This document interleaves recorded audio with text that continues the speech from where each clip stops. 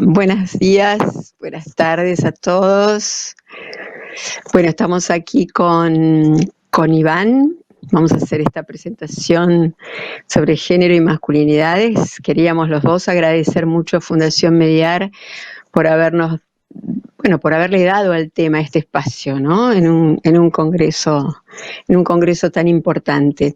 Como tenemos muy poquito tiempo, vamos a correr, porque queremos presentar el tema de manera genérica y el tema más específico sobre masculinidades. Yo voy a presentar lo que es la perspectiva de género.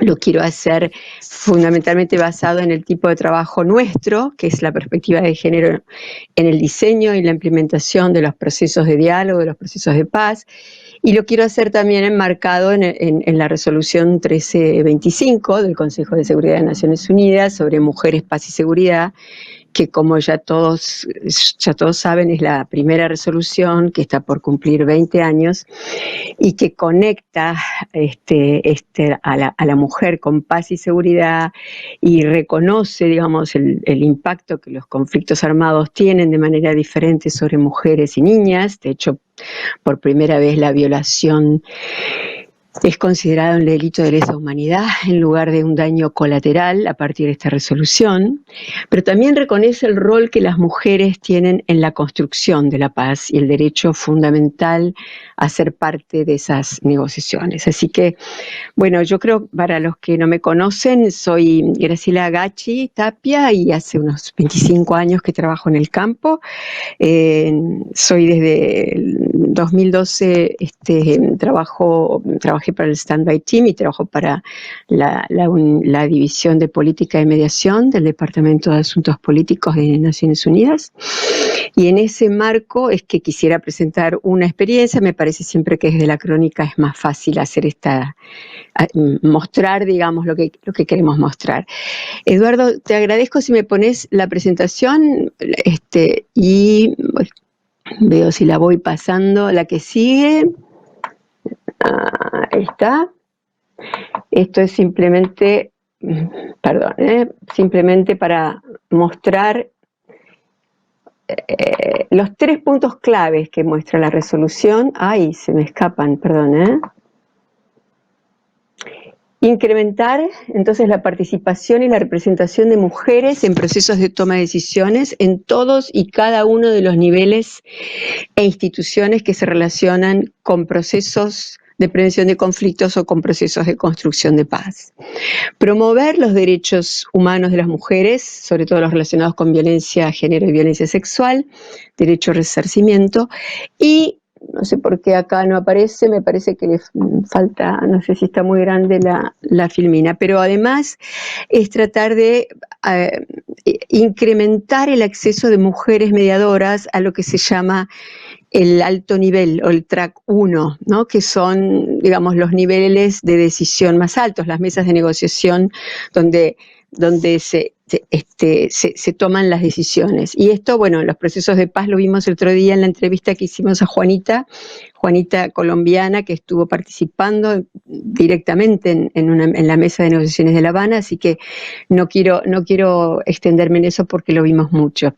Solamente para quienes, tal vez no sé quién es la audiencia, no sé si todos tienen muy clara la definición, pero vamos a precisar un poquito la definición de perspectiva de género y algunas distinciones que a veces se confunden con otras concepciones.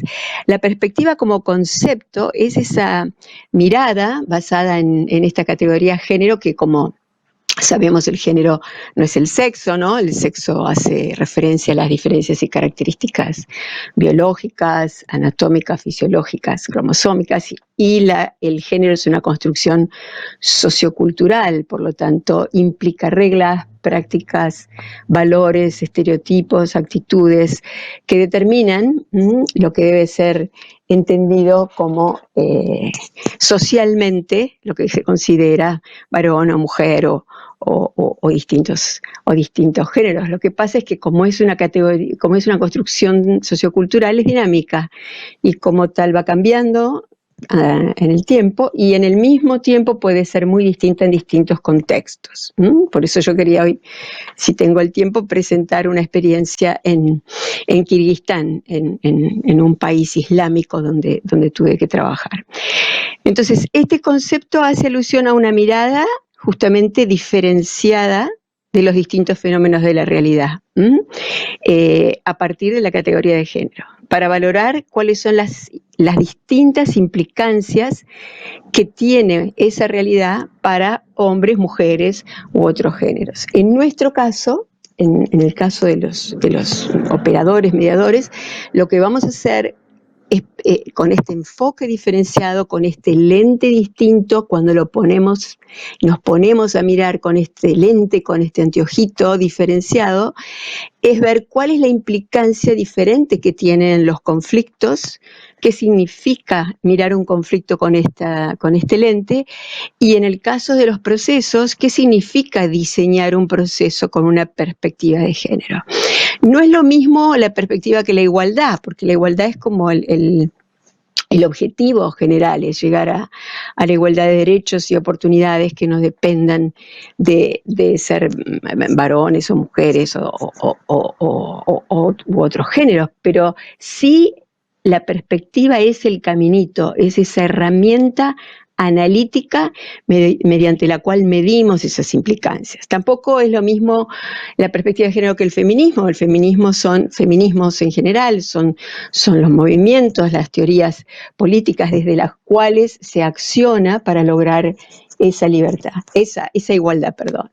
Y volvemos entonces a remarcar, la perspectiva es esa herramienta analítica que tenemos como camino para lograr esa igualdad.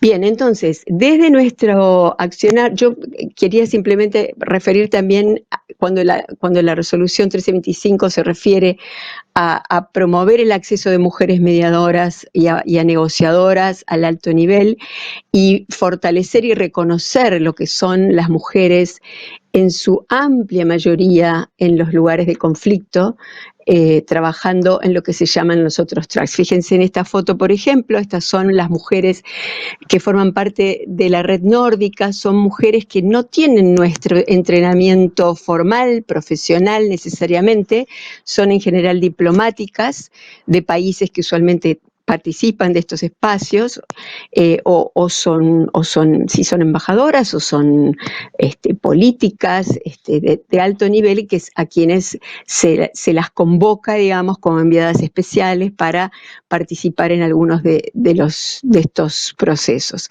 Sin embargo, fíjense cómo aquí tenemos otros colectivos de mujeres, que esto es el caso de Colombia, es una de las plataformas, de las muchas que hay, pero son mujeres que trabajan, no necesariamente son todas mediadoras. Aquí tenemos plataformas de mujeres indígenas, de mujeres afrodescendientes, de mujeres defensoras de derechos humanos, excombatientes, militares, algunas mediadoras. Bueno, todas ellas, junto a las mujeres víctimas, a las mujeres campesinas, a las mujeres de los credos, todas ellas fueron las que, organizadas, pudieron hacer una incidencia extraordinaria, aunque no hubieran sido nombradas como delegadas, en el proceso de Colombia. Esta fue la famosa foto que contaba Juanita, donde aparecían los hombres de la paz, y allí las mujeres dijeron: nosotros hace decenas de años que estamos trabajando, no puede ser que no estemos allí. Entonces, con ese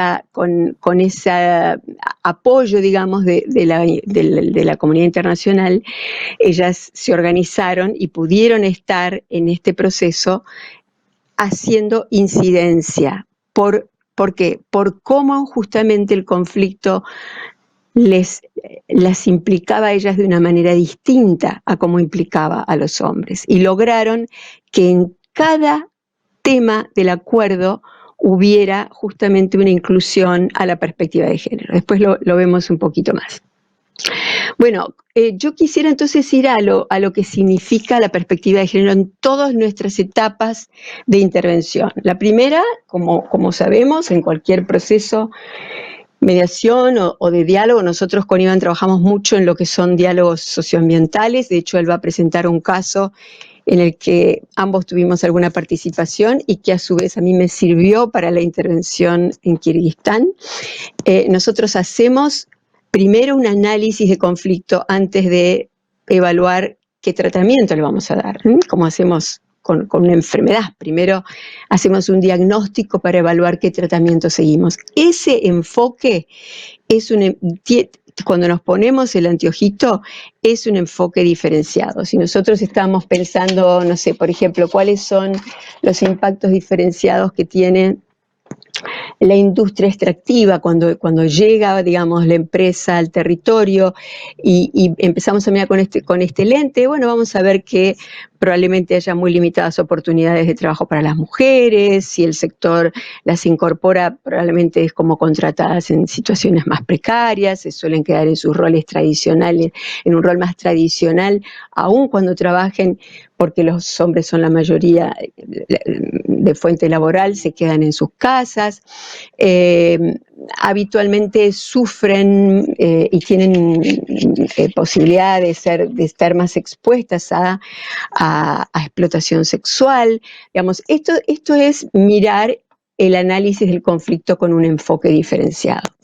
Una vez que hemos hecho este análisis, tenemos que ver cómo diseñamos el proceso. Y en este diseño del proceso aparece la gran recomendación de la 1325, que es: necesitamos la voz de las mujeres en las mesas. Y acá remarco, no es solamente tener más mujeres, es tener más mujeres que puedan tomar decisiones.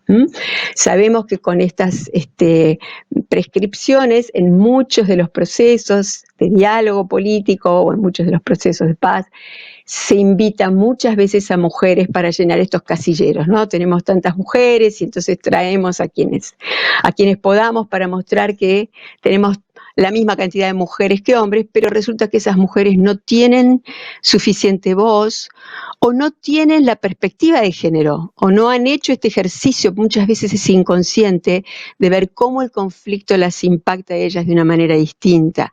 Entonces, yo, si estoy diseñando un proceso, prefiero tener con seguridad un experto de género, una experta en género, que conozca este conflicto y ponga estas diferencias en la mesa, más que una enorme cantidad de mujeres que no me garanticen a mí que esto se va a traducir concretamente en los acuerdos.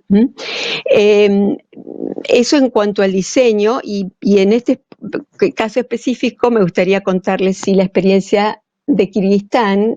Creo que tengo un ratito todavía, 5 minutitos, que fue la experiencia donde tuve que ir, no me pasa así.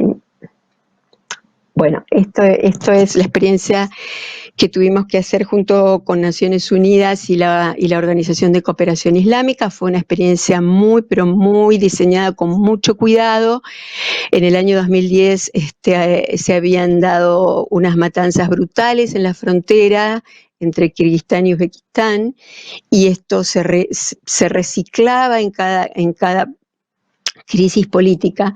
Por lo tanto, una de las estrategias fue identificar quiénes eran en ese lugar aquellos que podían generar una contención. Y eran, como suelen serlo en muchos casos, los líderes religiosos, los líderes locales, líderes islámicos religiosos locales. Entonces hicimos una intervención con mucho cuidado, con mucha preparación, digamos, intercultural. Yo tenía que prepararme muchísimo, no solamente estudiando el Corán, sino sabiendo cómo diseñar ese espacio, cómo tener, digamos, sus espacios para sus rezos, cómo tratar de introducir esta capacidad que ellos podían tener, que no tenía que ver con ser quienes daban las prescripciones respecto a lo que es bueno y lo que es malo y lo que hay que hacer y lo que no hay que hacer, sino justamente la posibilidad de que sus clanes, sus bandos, que se peleaban de una manera pero brutal, realmente han sido unos crímenes aterradores, que estos dos grupos de líderes de ambos bandos pudieran ponerse de acuerdo y ver la capacidad que tenían en ser estos puentes de diálogo. Bueno, eso se logró, se identificó estos líderes. Ahora, como Naciones Unidas, ¿cuál era nuestro problema? Nuestro problema era cómo integramos las mujeres en un lugar donde las mujeres no pueden ser integradas, no tienen voz, no tienen decisión. Y más allá de que se imaginan lo que me costó a mí como trabajo personal, lo que sí pudimos fue, de una manera muy informal, incluir 3 de las esposas de este grupo de líderes que eran personas con cierta capacidad, porque trabajaban en las madrasas, eran maestras de escuela en las madrasas y desde ese lugar tenían cierto poder. Entonces, lo que yo mostré fue justamente el rol de los líderes religiosos en nuestra región. Uno es el caso que va a presentar Iván, que es el caso de Conga, donde con una crisis política muy grande por un tema de un conflicto minero, se nombraron mediadores que eran 2 sacerdotes, ¿no? Muy distintos, pero eran 2 sacerdotes. Y otro fue un caso que hicimos hace mucho tiempo en Argentina, en el norte con Brasil, en un conflicto de tierras, donde uno de los roles claves para generar confianza en los ocupantes ilegales lo tuvo un obispo.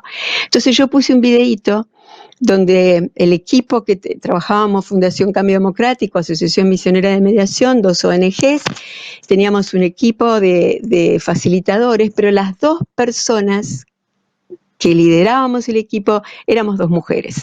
Éramos Silvina Nucilia por la Asociación Misionera y era yo por la Fundación. Y mostré la parte en la que nosotras facilitábamos ese diálogo entre hombres.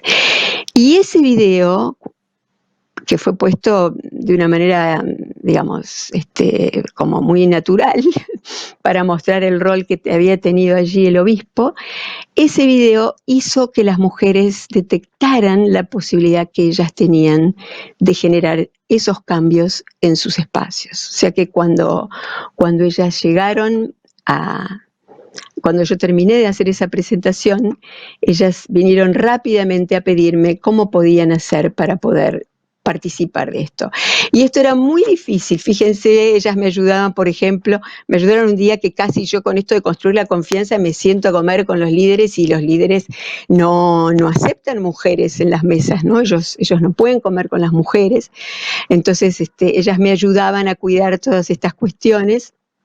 Pero quiero terminar con esta foto porque fue muy conmovedor cómo aquí ven ustedes el imam, que era uno de los más importantes, y los colegas de la Organización de la Cooperación Islámica y de Naciones Unidas, cómo incorporamos a todas las mujeres en una red final, en un rezo final, donde además el imam pidió a Alá porque yo pudiera continuar este trabajo. Yo creo que a pesar de que el rol de las mujeres no va a cambiar allí en el corto plazo, pudimos encontrar una manera chiquitita de empoderarlas. Creo que estoy ya en los 20 minutos, así que no quiero tomar más tiempo, quiero que continúe Iván y así tenemos un ratito de tiempo después para las preguntas. Listo. Adelante, compañero. Muchas gracias. Gracias, querida Gachi.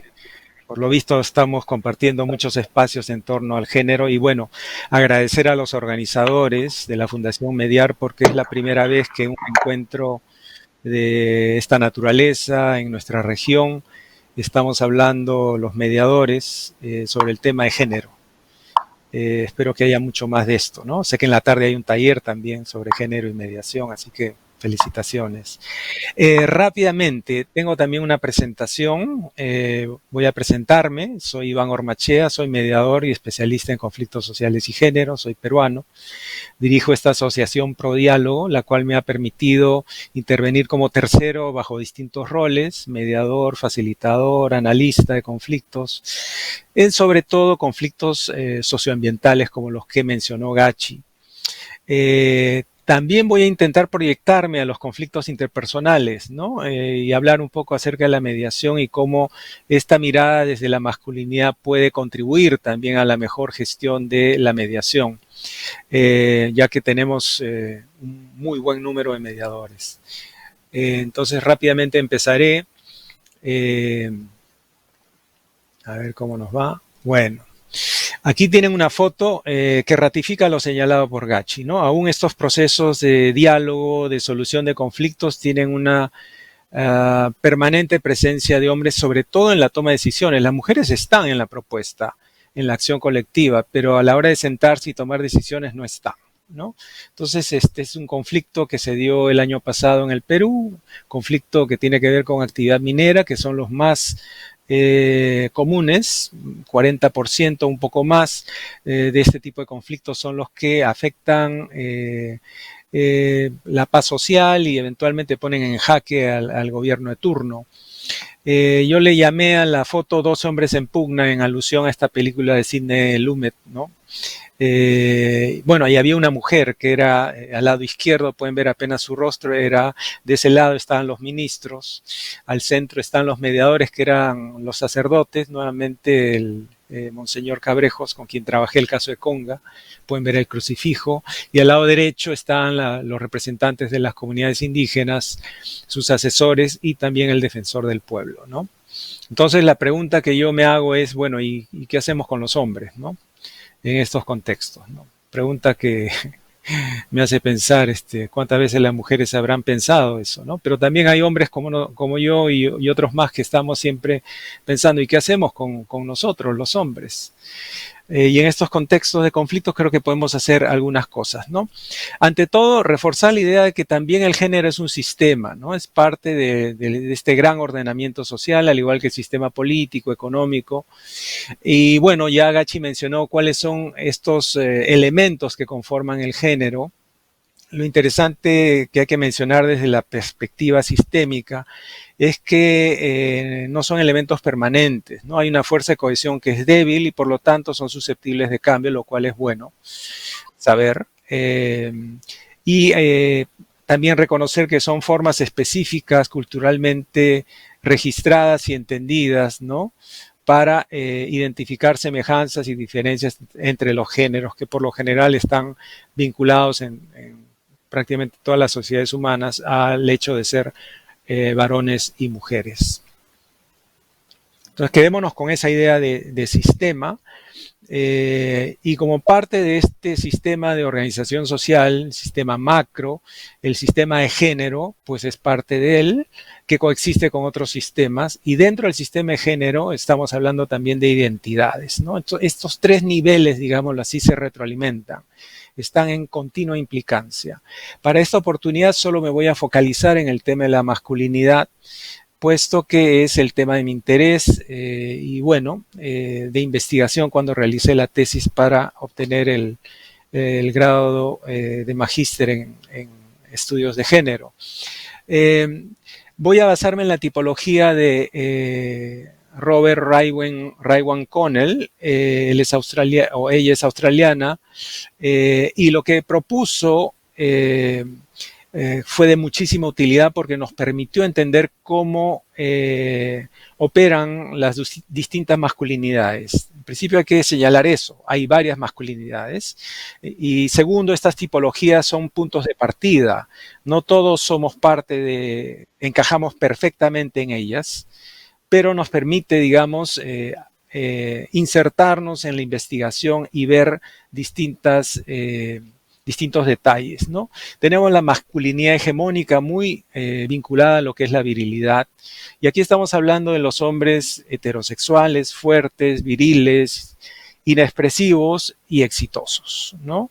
Se llama hegemónico porque tiene que ver con el hecho de haberse ganado cierta autoridad y ascendencia de los demás, ¿no? Tanto de los hombres como de las mujeres también. Y esto tiene que ver porque, bueno, existe este consentimiento cultural, no es impuesto, hay un discurso que además es prevalente, central, se institucionaliza, ¿no? En las organizaciones, en el Estado, en la escuela, en los medios de comunicación y también sirve para desacreditar a las otras masculinidades. ¿Como cuáles? Como la masculinidad subordinada, por ejemplo, es aquella masculinidad asociada a la debilidad o a lo femenino, ¿no? Por eso ustedes ven al mismo nivel de la masculinidad subordinada, aunque fuera del ámbito de la masculinidad, a la identidad femenina o a las identidades femeninas y a otras más. Y esto se encarna fundamentalmente en todos aquellos hombres que son vistos como débiles o tratados como tales, contra los homosexuales y contra las transmujeres, ¿no? Por sobre todo. La relación es de desprecio y muchas veces de violencia contra estos grupos, ¿no? Y lo vemos a veces desde la escuela. Luego tenemos la masculinidad cómplice, que es la que se beneficia del dividendo de la masculinidad hegemónica.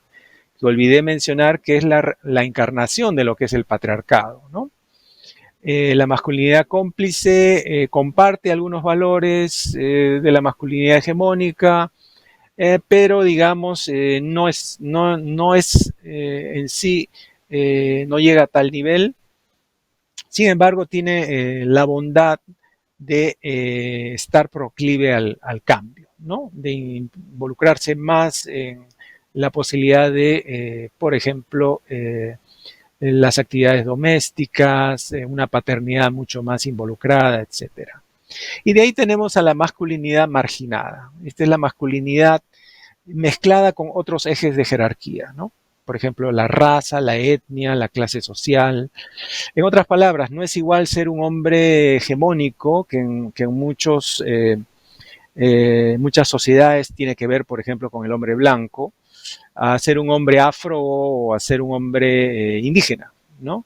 No es igual un hombre rico a un hombre pobre, no es igual un hombre que vive en su país de un hombre migrante, y eso lo estamos viendo, por ejemplo, con el fenómeno migratorio venezolano, ¿no?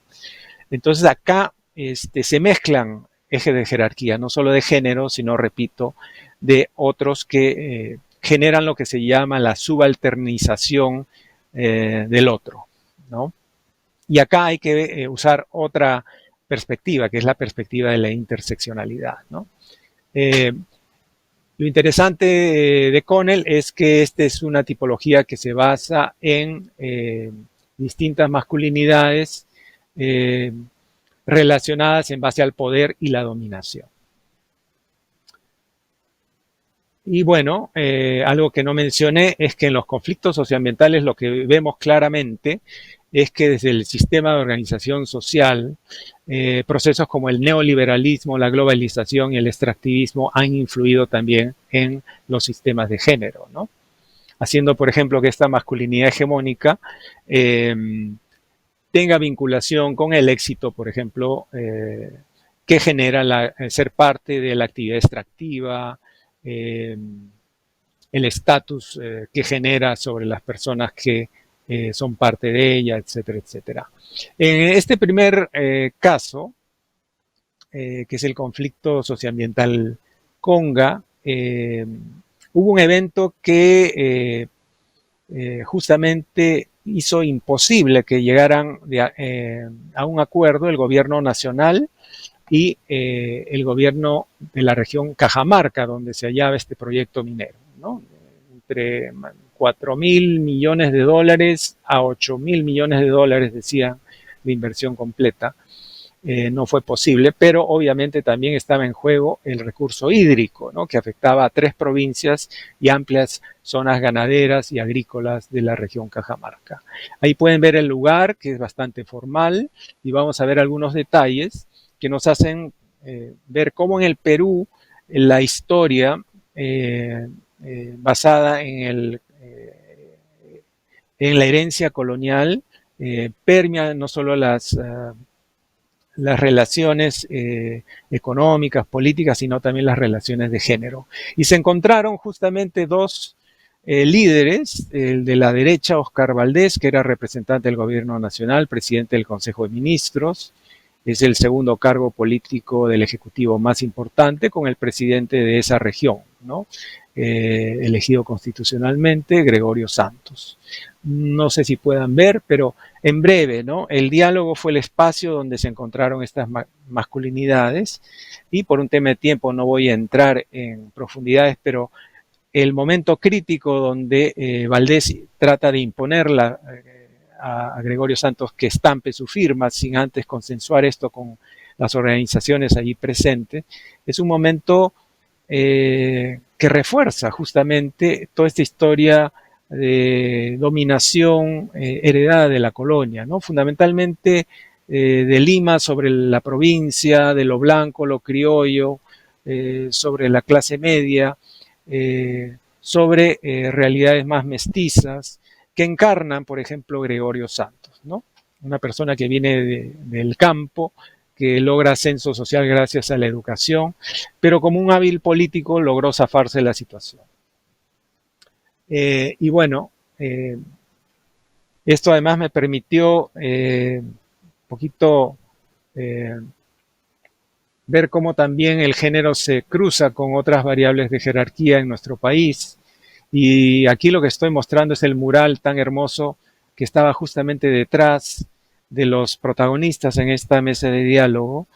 Y claro, no sé, de repente no va a poder verse tan bien, pero en este mural pintado por un cajamarquino años atrás, lo que se ve es la relación entre, los pueblos originarios de Cajamarca con los incas, al ser conquistados en la parte superior, la llegada de Pizarro, de los conquistadores españoles, la muerte del último Atahualpa, del último Inca Atahualpa, e incluso se ve de perfil al lado derecho en la zona del centro a Bolívar siendo recibido por los criollos. Algo que a mí me llamó muchísimo la atención desde el punto de vista semiótico es cómo eran representados los indígenas, los locales cajamarquinos, ¿no? En principio bajos, de tez oscura y por lo general con la cabeza gacha, con los ojos cerrados.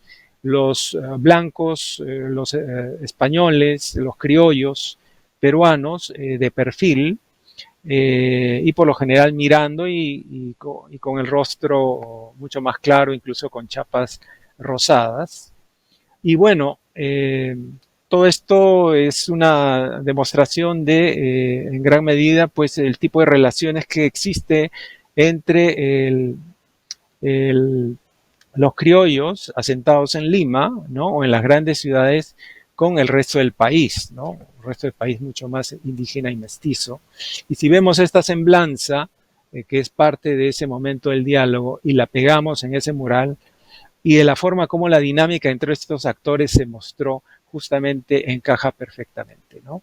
Entonces ahí lo que veíamos era la colisión entre masculinidades muy distintas, una proveniente de Lima, criolla, muy cercana a la hegemónica, además muy vinculado a la promoción de la industria extractiva, que como hemos dicho, ha permeado también los distintos sistemas sociales y también el sistema de género, porque provee de prestigio, está asociado justamente al crecimiento económico, al desarrollo, y todos aquellos que se oponen justamente son, o se ha creado el discurso de que complotan justamente contra la mejora de las condiciones de vida de la población y del desarrollo económico y prosperidad del país, ¿no? Ahora, a partir de los lentes de la masculinidad, también he podido ver cómo los distintos actores políticos gestionaron este tema, también vinculado con otros ejes de jerarquía.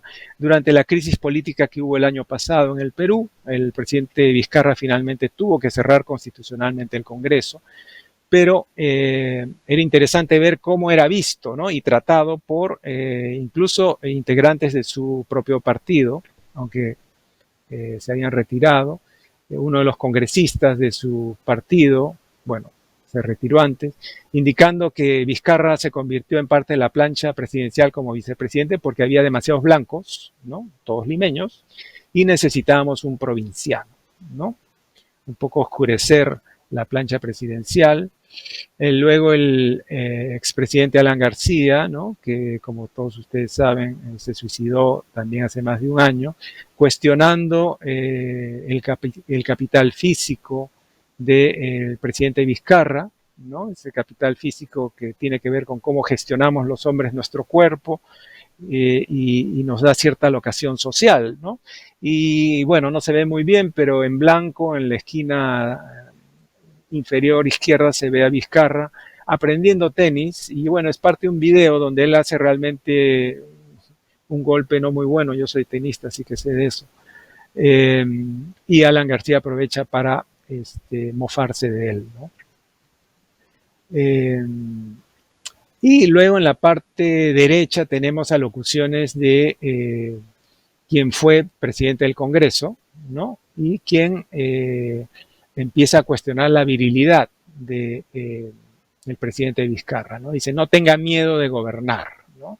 La virilidad, repetimos, es parte de una de las características de la masculinidad hegemónica, y como decimos acá, lo pecha y incluso lo reta, ¿no? Hay un Twitter en la parte inferior donde hace alocución prácticamente a lo que sería pues antaño una situación de duelo, ¿no? Donde se pone en juego el honor masculino y lo cita, dice, con el diálogo la democracia se fortalece, ponga usted día y hora, el lugar puede ser la iglesia de San Francisco a mitad de camino entre los dos poderes, legislativo y ejecutivo. El Perú está primero, cuando el espacio obviamente era el espacio del Palacio de Gobierno donde reunirse ambos, donde podían reunirse ambos. Y por el lado de lo que es la mediación, yo creo que también es importante tomar en consideración el tema de masculinidades, puesto que existe una cultura ocupacional de los abogados, de los bufetes jurídicos, donde se trabaja mucho este tema, ¿no? El ser abogado muchas veces está asociado con el prestigio, está asociado con el poder y también con la gestión del cuerpo, ¿no? En Netflix hay una serie que se llama Suits, que tiene que ver con trajes, con ternos, y tiene que ver mucho con el poder, con posturas, con cómo gestionamos nuestro cuerpo, usamos el tono de voz, nos manejamos en público, etcétera. Y ahora el reto va a ser la virtualización de la mediación. Entonces, ¿cómo gestionamos estos elementos? También creo que es un desafío. Elementos masculinos, ¿no? Y ya para concluir, algunas conclusiones a las que creo que también me he referido, ¿no? El contexto y procesos como estos procesos macro referidos al neoliberalismo, globalización, extractivismo, y también la del COVID-19, ¿no? Han influido y están influyendo en la configuración de matrices de género, ¿no? Y también influyen en masculinidades en liderazgos locales y nacionales. Esto lo vimos muy claramente en el contexto del conflicto Conga. Las masculinidades son múltiples, hay que decirlo, y en el conflicto y en los espacios de diálogo establecen relaciones de jerarquía y hegemonía. Estos encuentros son encuentros de negociación, no solo se negocian temas de fondo, sino también estas identidades, ¿no? Y adicionalmente, también tienen que ver con otros elementos de jerarquía como la raza, etnia, clase social. Y muchas veces lo que se busca, o algunos hombres buscan, es subalternizar a la otra persona, ¿no? Voy a continuar con otros temas que creo que ya los he mencionado. El punto 5, que no los he mencionado, perdón, cómo gestionar y contestar esta masculinidad hegemónica, ¿no? Que enfatiza muchas veces la violencia, la confrontación, la dominación, y más bien reemplazarla con patrones de masculinidad más abierta a la negociación, a la cooperación, a la igualdad. Número 1, yo creo que hay que ser conscientes, el tema de la concientización. Número 2, creo que necesitamos aprender más, ¿no? Capacitación. Y segundo, creo que tenemos, y este ya es un tema, es una agenda mucho más estructural, reformular las instituciones, los medios de comunicación, las culturas ocupacionales, como las nuestras de los abogados, y aquellos espacios donde se configuran pues las identidades y relaciones de género, ¿no? Tenemos que desarrollar prácticas de género para hombres que giren las relaciones de género hacia una dirección mucho más democrática, ¿no? Hacia la igualdad, la no violencia, el respeto al otro, a las sexualidades. Y sobre todo resignificar, ¿no? Algunos atributos como la valentía, ¿no? Y desconectarlas de la violencia, la virilidad de lo autoritario, la riqueza de la explotación, el diálogo de la debilidad y el poder de la dominación. Bueno, creo que ahí lo dejo por un tema de tiempo. Muchas gracias. Veamos si hay alguna preguntita quisiera dejar.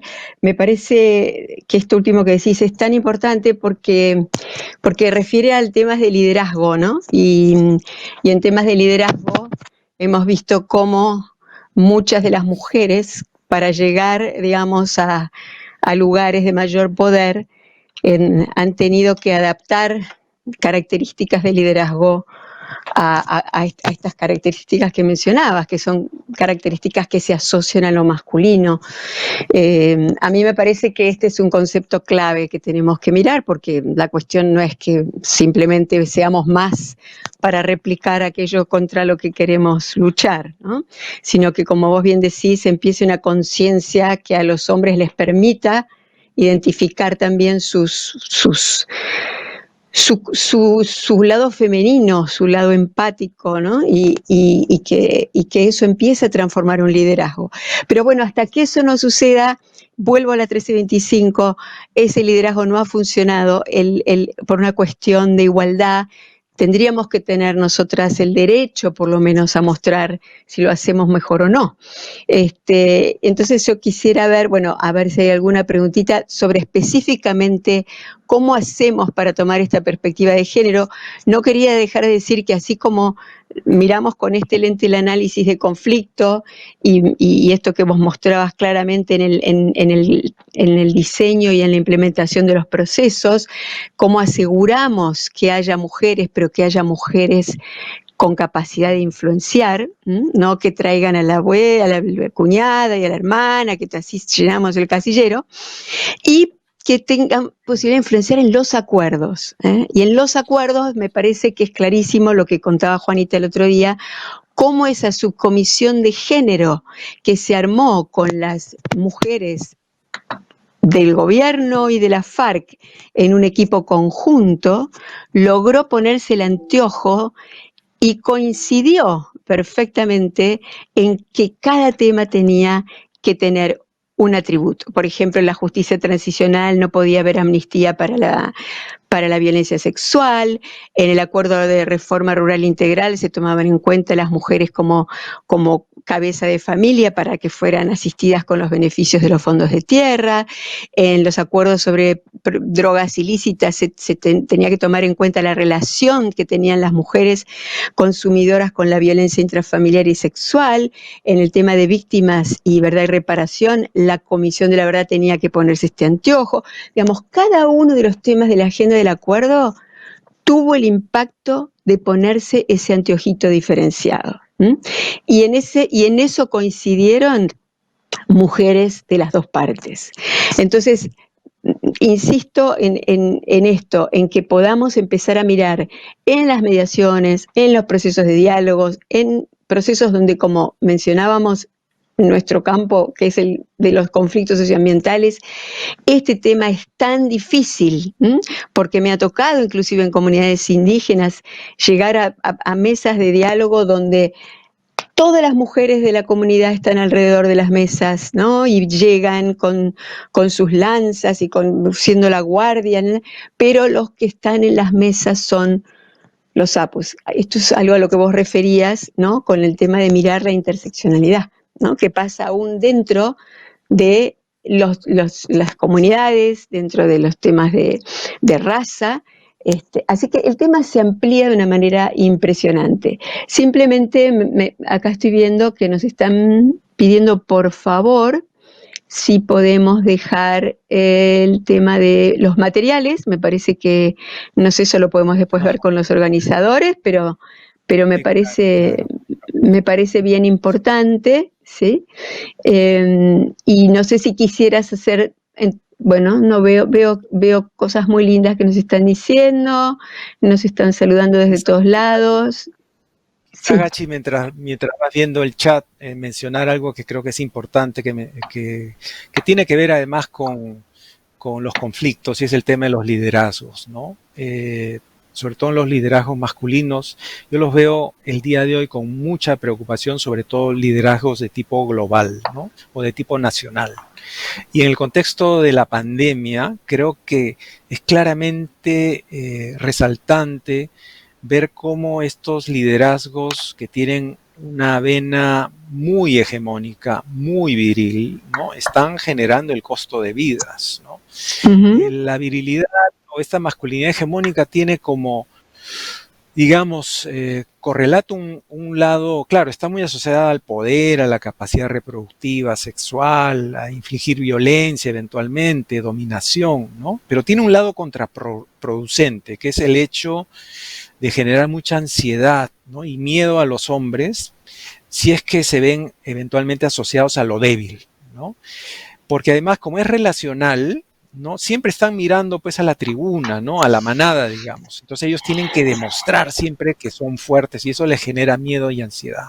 Por eso es que, por ejemplo, no vamos a ver a Donald Trump usando máscaras, ¿no? En el COVID no va a retroceder en su posición, aunque alguna vez lo hemos visto en los medios, porque entró justo a una institución caracterizada por la virilidad, que era las Fuerzas Armadas en un espacio médico, ¿no? Para visitar a los veteranos. Pero de ahí no lo vamos a ver probablemente más.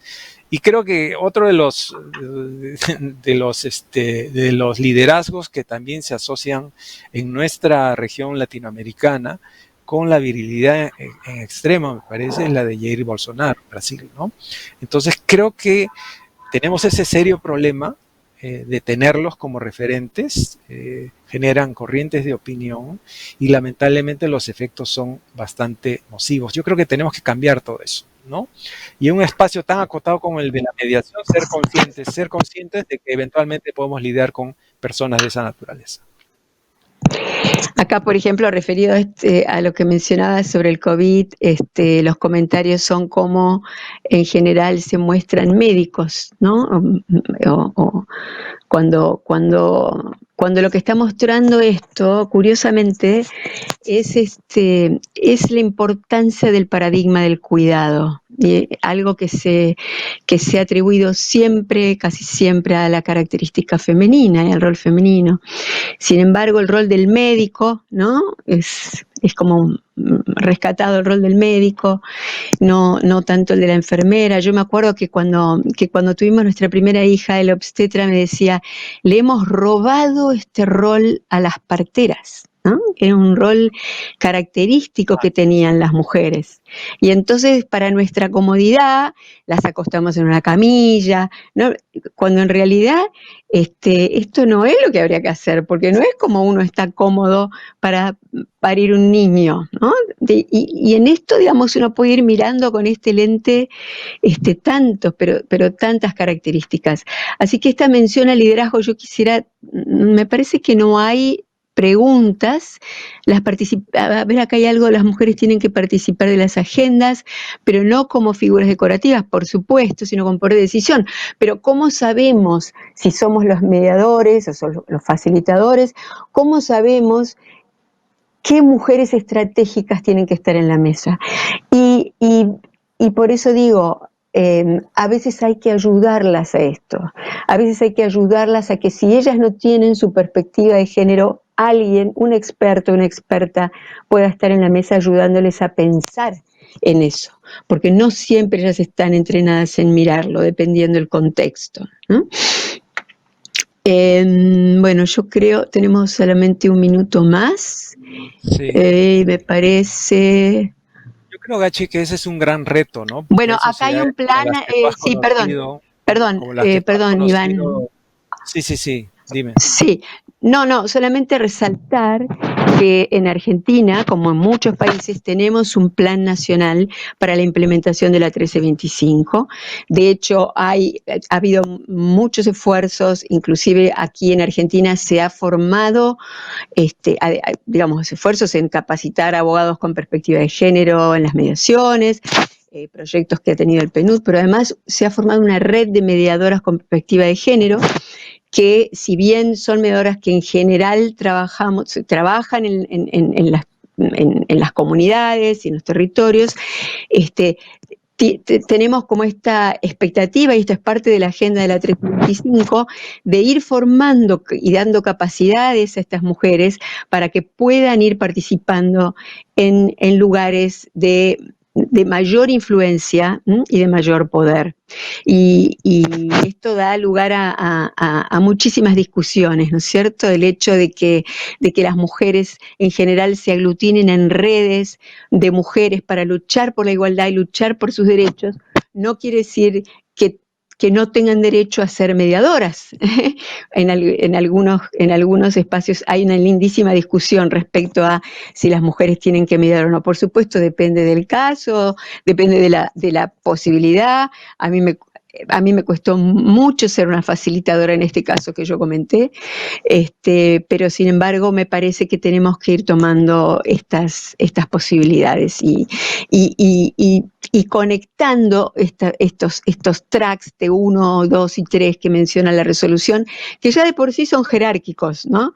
Entonces, poder ir articulando todo el tiempo estos distintos niveles en los que se toman las decisiones para que justamente, como pasó en Colombia, este nivel alto de tan poquitos hombres, ¿no? De tanta testosterona que había allí en La Habana, pudiera abrirse a que las mujeres del track de la construcción de paz pudieran llegar a ese lugar y poner tanta fuerza en influir la agenda en quienes tomaban las decisiones. Bueno, tan solo quiero sí. indicar algo muy breve. Yo espero que de esta pandemia los hombres hayamos comprendido lo complejo que es el espacio doméstico y que hayamos podido realmente ser parte de él, ¿no? Porque creo que es ahí donde debemos empezar a generar la igualdad y permitir un trabajo más de socio, ¿no? Con nuestras parejas, con el resto de la familia. Si los hombres empezamos a ver el espacio doméstico como espacio nuestro también compartido, las mujeres van a tener también la opción de salir al espacio público y no tener que hacer todas estas múltiples negociaciones para llegar a ser lideresas del nivel que tú planteas, porque en principio tienen que lidiar con la decisión ellas dentro de sí. Segundo, con sus parejas o con los integrantes de su familia. Tercero, a veces con sus colegas hombres. Y finalmente, con las contrapartes, ¿no? Algo que los hombres ni siquiera lo pensamos. Así que yo espero que en esta pandemia habremos logrado algunos cambios desde el espacio doméstico, que es ahí donde hay que generar la revolución y el cambio. Empezar por casa.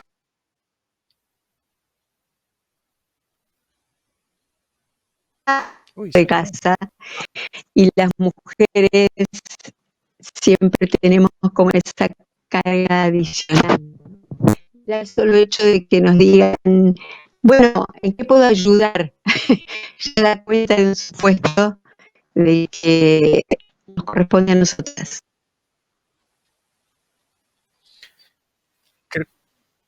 Sí, yo creo que tenemos que despedirnos, Gachi. Estamos sobre la hora. De mi lado, muchísimas gracias por compartir este tiempo y sigamos conversando de estos temas. Hasta la próxima.